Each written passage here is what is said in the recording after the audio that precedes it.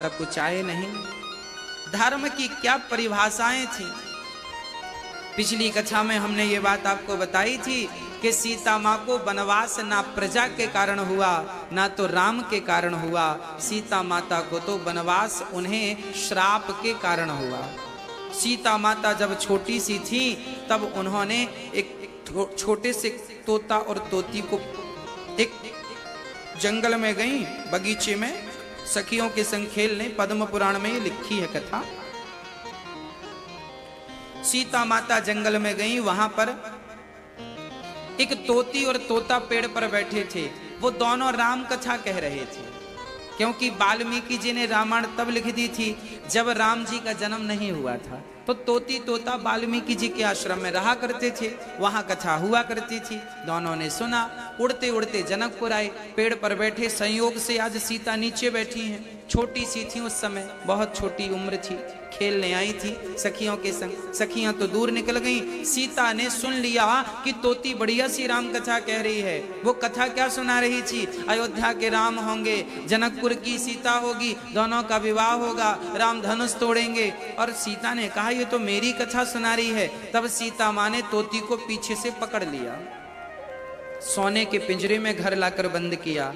तोती बोली सीता मुझे छोड़ दो, सीता मुझे छोड़ दो। मैं उस समय वो तोती गर्भवती थी।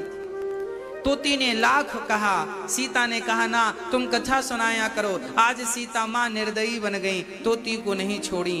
कुछ दिनों में ही बेचारी तोती जो जंगल में उड़ती थी, आज वो पिंजरे में कैद हो गई।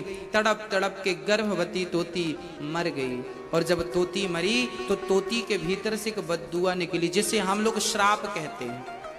पहले श्राप कहते थे, आज उसे बद्दुआ कहते हैं। हाँ, बद्दुआ ही एक श्राप है।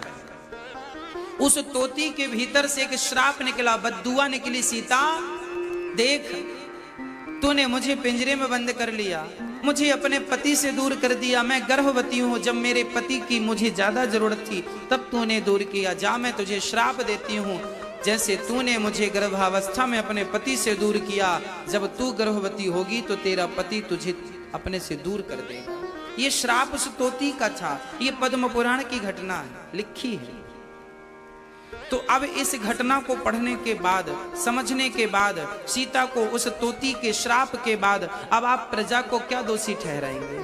आप राम को क्या दोषी ठहराएंगे? रामचरितमानस में एक चौपाई और है जो इस बात को पुष्ट करती है। को ना काहू को सुख दुख कर दाता, निज कृत कर्म भोग सब भ्राता। याद रखना भक्तों,